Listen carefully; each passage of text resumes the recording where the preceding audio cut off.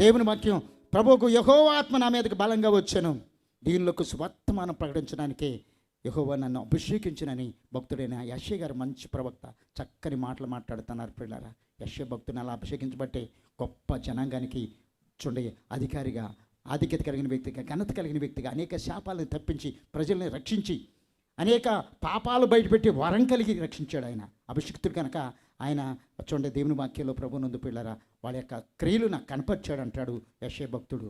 ఏం క్రియలు? వారు చేసిన ప్రతి పాపం, వారు చేసిన ఇశ్రాయేలు యొక్క దోషం, వారి అపరాధాలన్నీ కనపరిచేటువంటి అభిషేకం ఆయన మీద ఉంది. కనుక వారి లోపాలు తప్పులు దిద్ది సంరక్షించి పాపను చెడిపించాడు. అలాగనే దేవుని వాక్యాన్ని ముగిస్తాయి టైంలో చూడండి, దేవుని వాక్యంలో 89వ కీర్తన 20-21 వచ్చిన మీరు చదివితే పిల్లలు ఆఖరిగా, మరి ఎంతమంది అభిషిక్తులైనటువంటి అభిషేకాలు లేకుండా ఈ దినాల్లో సేవలు చేసేవారిని చూస్తున్నాం. వారి వల్ల ఉపయోగం లేదు, వారి వల్ల శాంతి కలగదు, వారి వల్ల సమాధానం కలగదు, వారి వల్ల రక్షణ కలగదు, వారి వల్ల నీ యొక్క పాపం నుంచి, నీ శాపగ్రస్త జీవితం నుంచి విడుదల పొందలేవు, శాంతిని పొందలేవు, సమాధానం పొందలేవు.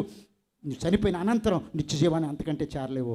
అభిషిక్తులైన వారు చూడండి దేవుని యొక్క ఏర్పాటుతో దేవుని ప్రకటన చేయడం, దేవునికి సువార్తమానం ప్రకటించడానికే ఇక్కడ ఇద్దరు వ్యక్తులు అభిషిక్తులుగా అభిషేకించబోతున్నారు. కొద్ది కాలంలో, కొద్ది సమయంలో మీ జీవితాలు అలాంటి అభిషిక్తుల దగ్గర మీ జీవితాలు మార్చుకోండి, మీ శాపం తొలగించుకోండి, మీ పాపాలు ఒప్పుకొని విడుదల పొందండి.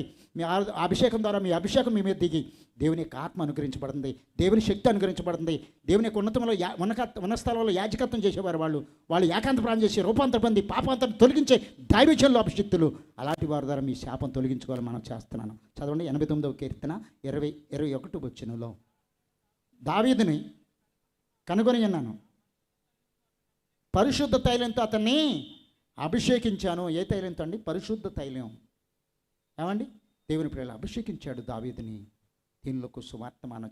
అందుకే గొర్రెల దొడ్లో నుంచి అతన్ని పిలిచాను. దావీదుని గొర్రెల దొడ్లో గొర్రెలు మేపుతున్నప్పుడు పిలిచాను.